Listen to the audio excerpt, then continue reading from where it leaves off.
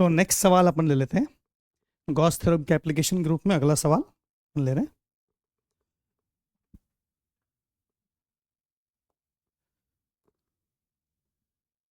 Find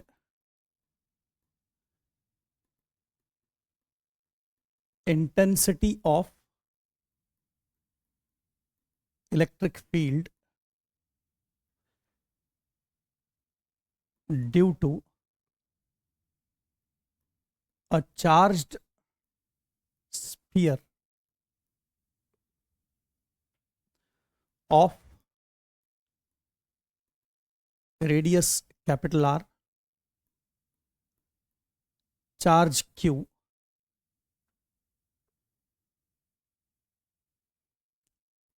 at any point P outside sphere at distance small r from center of sphere।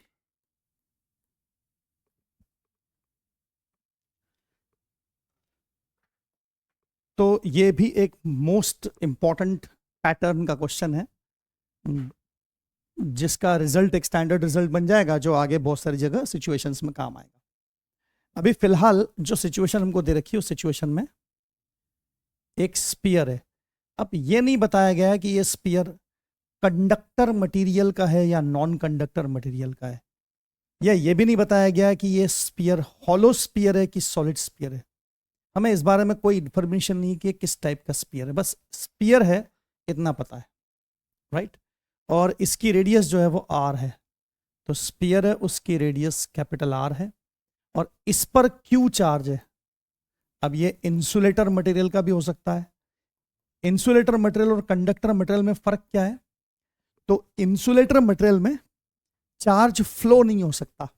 Conductor वो जो charge को एक जगह से दूसरी जगह प्रोपोगेट कर सके, फैला सके, फ्लो करा सके, है ना।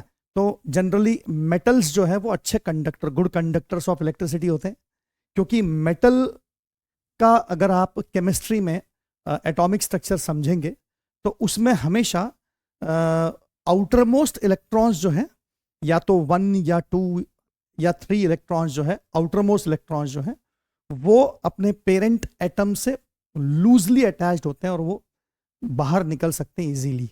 थोड़ी सी भी एनर्जी मिलती है उनको तो वो अपने पेरेंट न्यूक्लियस से डिटैच होकर बाहर निकल जाते हैं, मतलब एटम से बाहर निकल सकते हैं, इजी वे में निकल जाते हैं। मटेरियल से बाहर नहीं आते, लेकिन पूरे मटेरियल में वो स्प्रेड आउट हो जाते हैं, तो वो इलेक्ट्रॉन्स मूवेबल होते हैं, इसीलिए उसमें चार्ज का फ्लो पॉसिबल हो पाता है, राइट, इलेक्ट्रॉन्स की वजह से, फ्री इलेक्ट्रॉन्स की वजह से। तो वो कंडक्टर मटेरियल्स होते हैं। और अभी फिलहाल अपने को इससे कोई मतलब नहीं कि ये स्पीयर कंडक्टर है कि नॉन कंडक्टर मटेरियल का है, कि ये हॉलो स्पीयर है कि ये सॉलिड स्पीयर है, कि ये कैसा स्पीयर है। कैसा भी स्पीयर है और उस स्पीयर पर क्यू चार्ज स्प्रेड आउट है, ओके। चाहे वो पूरे मटेरियल के अंदर हो, चाहे वो केवल आउटर सरफेस पर स्प्रेड हो, किसी भी सिचुएशन हो, कैसी भी प्रकार की सिचुएशन हो, इसमें चार्ज क्यू है। और हमको फिलहाल एक ऐसे पॉइंट पी पर इलेक्ट्रिक फील्ड फाइंड करना है जो point P outside the sphere है। तो ये स्पीयर के बाहर एक पॉइंट पी है जिसका स्पीयर के सेंटर से जो डिस्टेंस है वो डिस्टेंस स्मॉल आर है।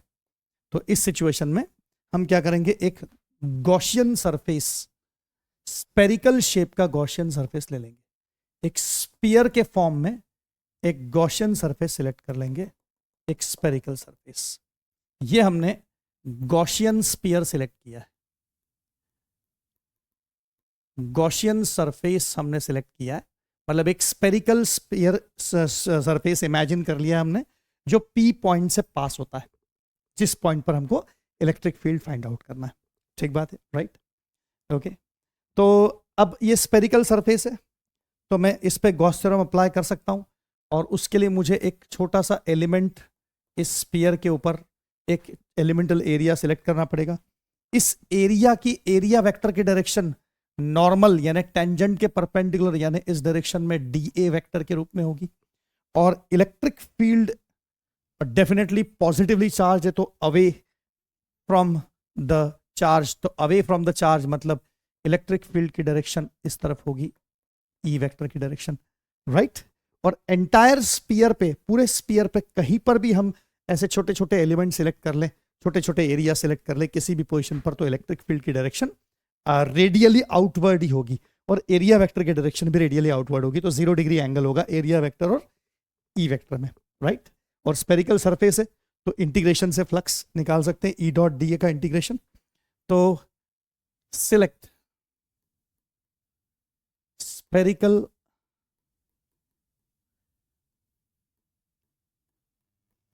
Gaussian surface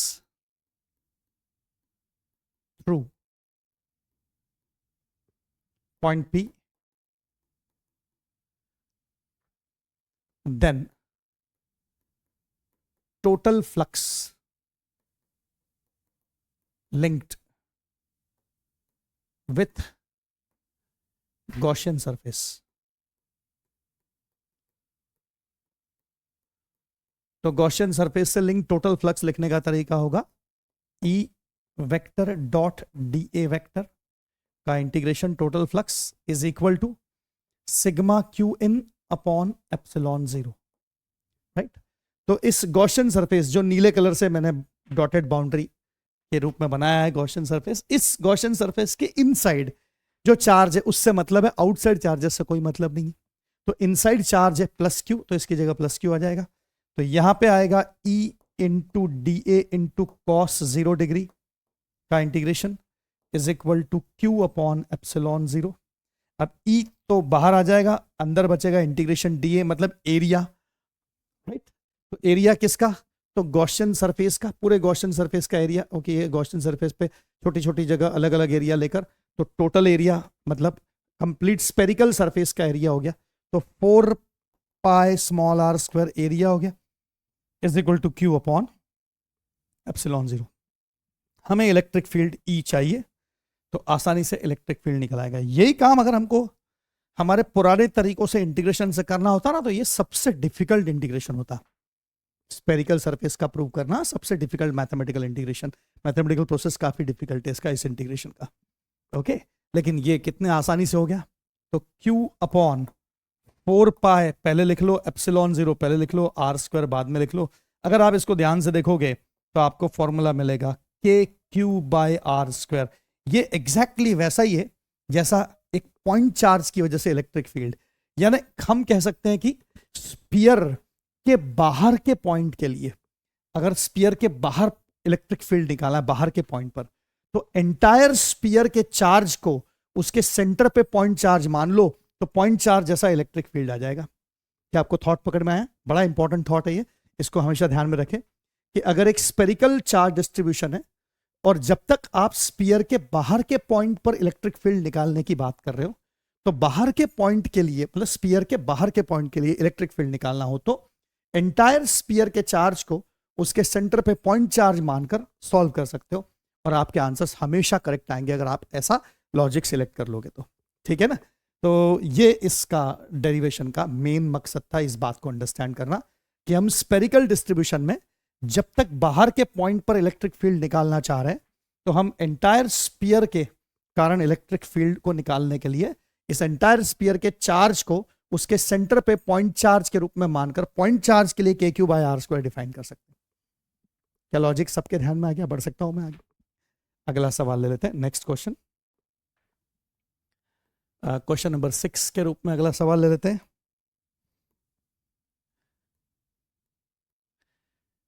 given sphere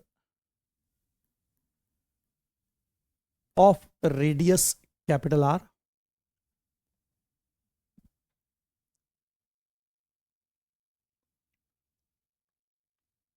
with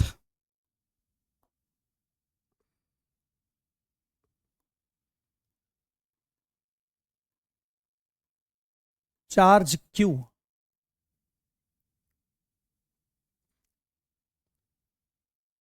find electric field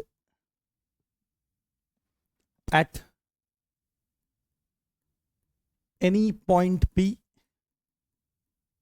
on surface of sphere.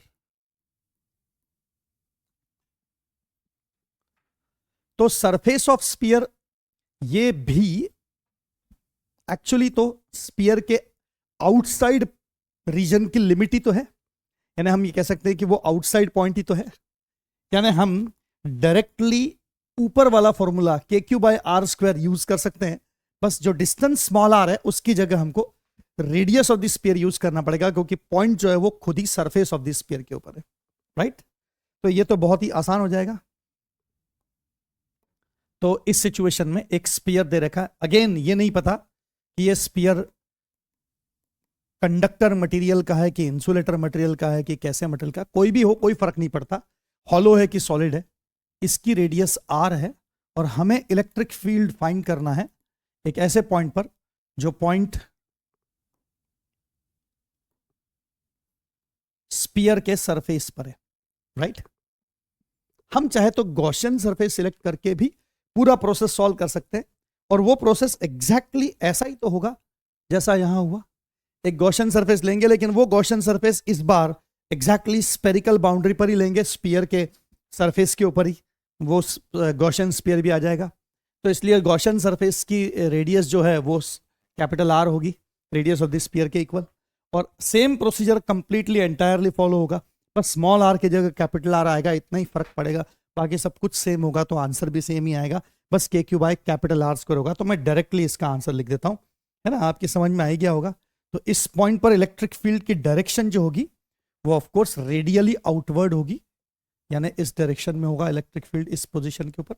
और इलेक्ट्रिक फील्ड को लिखने का तरीका होगा, इसको लिखते हैं E सरफेस, और जो ऊपर वाला है उसे लिखते हैं E out.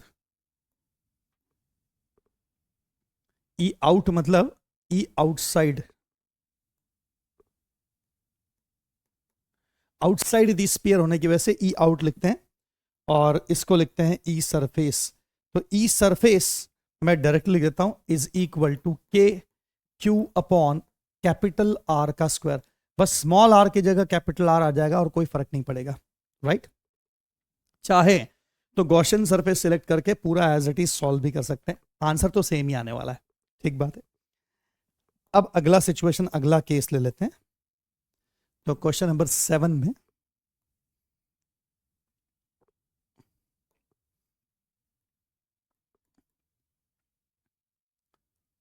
Find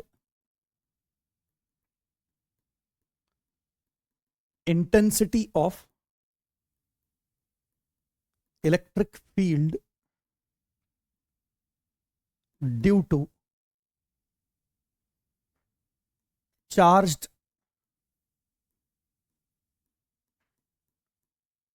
hollow sphere of radius capital R, charge Q spread on its surface at any point P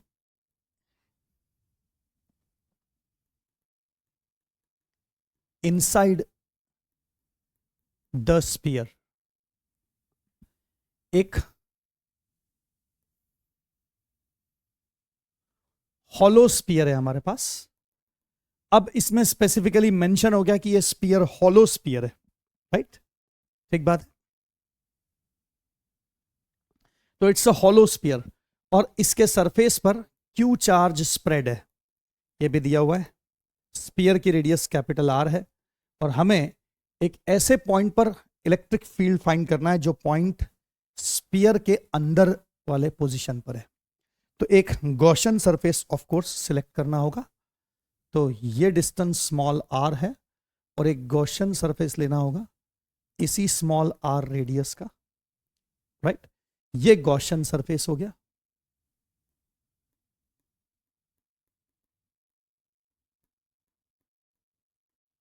ठीक है, ओके। तो अब इस पोजीशन पे इलेक्ट्रिक फील्ड डिफाइन करने के लिए एक छोटा सा एरिया वेक्टर सिलेक्ट कर लेंगे।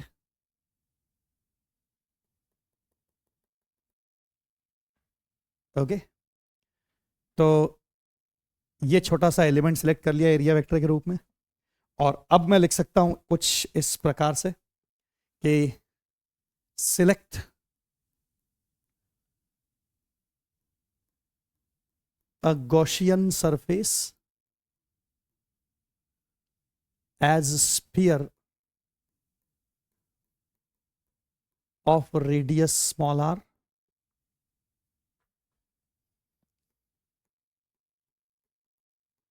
passing through point P, then total flux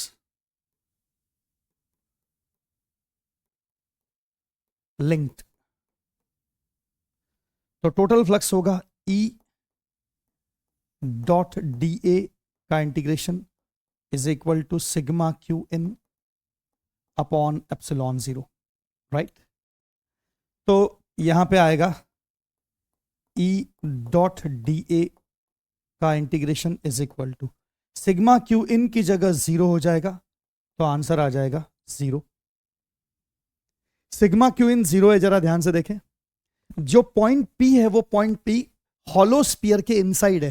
तो जो हमने गॉसियन सरफेस नीले कलर का सिलेक्ट कर रखा है, इस गॉसियन सरफेस के अंदर कोई भी चार्ज नहीं है, सारा चार्ज बाहर है। क्या ये थॉट समझ में आया आपके? तो इसलिए गॉसियन सरफेस के इनसाइड वाला चार्ज ही इस गॉस लॉ में सिलेक्ट किया जाता है यहां पर। तो इनसाइड जीरो चार्ज है, तो अब एरिया तो जीरो हो नहीं सकता, तो डेफिनेटली इलेक्ट्रिक फील्ड जीरो होगा, इसलिए जीरो आंसर आ रहा है। तो इसका मतलब electric field E hollow sphere के इनसाइड, ई हॉलो इनसाइड की वैल्यू जीरो आती है।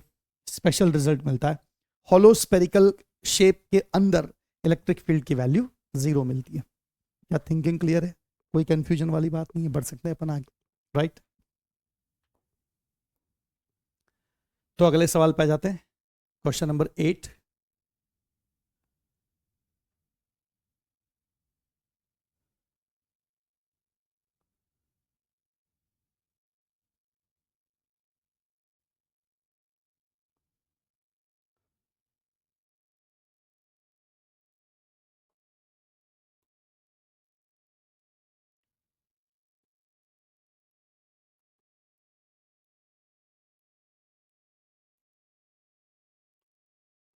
Question number 8,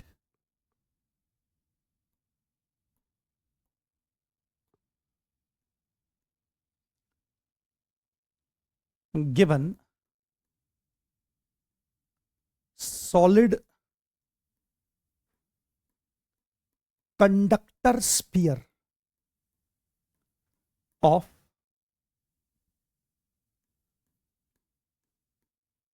charge q and radius capital R, find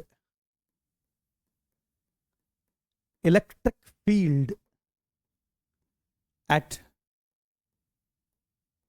any point P inside solid conductor sphere। Okay, situation पकड़ में आ गई आपको? हमारे पास एक सॉलिड कंडक्टर स्फीयर है, कंडक्टर मटेरियल का बना हुआ है, इसका मतलब ये मेटल का बना हुआ सॉलिड स्फीयर है। तो सॉलिड दिखाने के लिए मैंने ऐसी हैचिंग लाइंस बनाई ताकि आपको नजर आए कि ये सॉलिड स्फीयर है, अंदर से भरा हुआ है, सॉलिड है, मटेरियल है अंदर पूरी तरह से। तो इसमें बहुत सारे फ्री इलेक्ट्रॉन्स हैं, ओके, राइट। अब इमेजिन करें कि होगा क्या, ध्यान से देखें। अगर मैंने सपोज पॉसिबल हो पाया ऐसा कि मैंने इंजेक्शन से यहां 3 पॉजिटिव चार्जेस, ओके, इंजेक्ट कर दिए इसके सेंटर पे, तो पता है क्या होगा? क्योंकि इसमें बहुत सारे फ्री इलेक्ट्रॉन्स हैं, तो इसके आसपास के पॉजिटिव चार्ज मतलब क्या? पॉजिटिव चार्ज का मतलब है कि वहां इलेक्ट्रॉन का अब्सेंस है, ऐसा एटम जिसमें इलेक्ट्रॉन अब्सेंट है तो वो पॉजिटिव चार्ज हो गया, राइट। ओके, मतलब यहां से इलेक्ट्रॉन निकाल लिए गए, 3 इलेक्ट्रॉन। ओके, तो अब आसपास के सराउंडिंग इलेक्ट्रॉन्स जो है वो इसको फिलअप कर देंगे, और ये 3 इलेक्ट्रॉन्स फिलअप हो गए तो यहां का चार्ज न्यूट्रलाइज हो गया। लेकिन ये इलेक्ट्रॉन आए कहां से? तो आसपास के किसी एटम से आए होंगे। तो इसका मतलब किसी 3 एटम्स से इलेक्ट्रॉन खाली हो गए और वो यहां पर अंदर चले गए। तो अब क्या होगा? इसके भी बाहर भी मेटल ही है ना, तो इसके सराउंडिंग और भी एटम्स हैं, तो वहां के भी इलेक्ट्रॉन जो है वो इस खाली स्पेस को भरने के लिए यहां आ सकते हैं, और इसलिए ये भी फिलअप हो जाएगी जगह, और फिर से 3 इलेक्ट्रॉन यहां आ जाएंगे। तो ये 3 इलेक्ट्रॉन कहां से आए? ऑफकोर्स इसके बाहर से कहीं आए होंगे, तो शायद यहां से आए होंगे। तो क्या आपको नजर आ रहा है क्या हो रहा है? धीरे धीरे वो चार्ज जो अंदर दिया था ना वो स्प्रेड आउट हो रहा है। क्या थिंकिंग पकड़ में आया आपके? राइट, है ना। तो कंडक्टर की ये प्रॉपर्टी होती है, ऐसा लगातार चलता चला जाएगा और अल्टीमेटली सारा चार्ज जो है वो बाहर रिसाइड करेगा, सरफेस पे रिसाइड करेगा। ये कंडक्टर की प्रॉपर्टी होती है, और इसको ध्यान रखना है। किसी भी कंडक्टर के अंदर चार्ज रिसाइड नहीं कर पाता, राइट। उसका रीजन मैंने अभी एक्सप्लेन किया, उसी प्रकार से चार्ज स्प्रेड आउट होते जाता है बाहर बाहर। तो इस प्रकार से जो भी चार्ज आप प्रोवाइड करोगे, जो कहीं पर भी प्रोवाइड करो, किसी कंडक्टर में चार्ज हमेशा उसके सरफेस पे जाके स्प्रेड आउट होता है। तो क्या मैं ऐसा मान सकता हूं कि एक कंडक्टर स्फीयर एक हॉलो स्फीयर जैसा ही है, राइट। चार्ज के मामले में अंदर तो हॉलो हो गया ना, मतलब अंदर कोई चार्ज नहीं है, यही कहने का मतलब है ना। और अब अगर मुझे इनसाइड पॉइंट पर, किसी अंदर के पॉइंट पर, पी पॉइंट पर अगर मुझे इलेक्ट्रिक फील्ड निकालना है, तो क्या सेम का सेम लॉजिक वापस फॉलो होगा? क्या आपको नजर आ रहा है? क्या थिंकिंग पकड़ में आया? मैं गॉसियन सरफेस सिलेक्ट करूंगा, इस गॉसियन सरफेस के अंदर कोई चार्ज नहीं है, क्योंकि वो सॉलिड कंडक्टर है, तो अंदर चार्ज रह ही नहीं सकता, सारा चार्ज बाहर स्प्रेड आउट हुआ। तो इसका मतलब इस जगह अंदर कोई चार्ज अगर नहीं है, तो इसका मतलब ये सेम लॉजिक चलेगा, तो इलेक्ट्रिक फील्ड इस केस में भी 0 आएगा। क्या सेम लॉजिक चलेगा? आपके ध्यान में आ गई बात, राइट। ओके, और इसलिए अब मैं डायरेक्ट लिख रहा हूं यहां पर, ठीक है ना। मैं ऐसे लिख देता हूं, integration E.dA is equal to sigma Q in upon epsilon 0 is equal to 0 upon epsilon 0 is equal to 0। Therefore E solid in conductor, conductor में सॉलिड हो स्फीयर और इनसाइड इलेक्ट्रिक फील्ड चाहिए, तो वो 0 होता है। क्या ये लॉजिक भी आपके ध्यान में आ गया अच्छी तरह से, राइट। तो किसी सॉलिड कंडक्टर स्फीयर के इनसाइड भी इलेक्ट्रिक फील्ड की वैल्यू 0 होती है। Thinking clear? कोई कंफ्यूजन की बात नहीं इसमें, राइट। स्फेरिकल सिचुएशंस अलग अलग प्रकार से आपको ध्यान में आती जा रही। अब सिर्फ एक सिचुएशन बची, और वो सिचुएशन है इंसुलेटर, इंसुलेटर मटेरियल का सॉलिड स्फीयर जो कि चार्ज्ड है। अब अगर इंसुलेटर स्फीयर है, तो देखो आउटसाइड द स्फीयर या सरफेस ऑफ द स्फीयर पे तो वही आंसर आएंगे, K Q by small R square या K Q by capital R square, surface पे या फिर आउटसाइड। लेकिन जो इनसाइड है वो कुछ अलग आएगा। तो ये आपको अटैक करना है, एज ए होमवर्क दे रहा हूं, तो आपको ये ट्राई करना है ना। जो एक इंसुलेटर स्फीयर हो, तो इंसुलेटर स्फीयर के इनसाइड पॉइंट पर इलेक्ट्रिक फील्ड को कैसे लिखा जाता है, ठीक बात है। तो यहां इलेक्ट्रिक फील्ड की बात पूरी होती है, इसके बाद हम पोटेंशियल एनर्जी और पोटेंशियल पे आ जाएंगे, फिर डाइपोल और कुछ कंडक्टर की प्रॉपर्टीज, तो ये चैप्टर समाप्त हो जाएगा, ठीक बात है ना। तो 3-4 पॉइंट्स इसमें, 3-4 टाइप के सिचुएशंस और बाकी हैं। तो ये बहुत लंबा चैप्टर है, लेकिन अब ये समाप्त होने जा रहा है, ठीक बात है, राइट। ओके।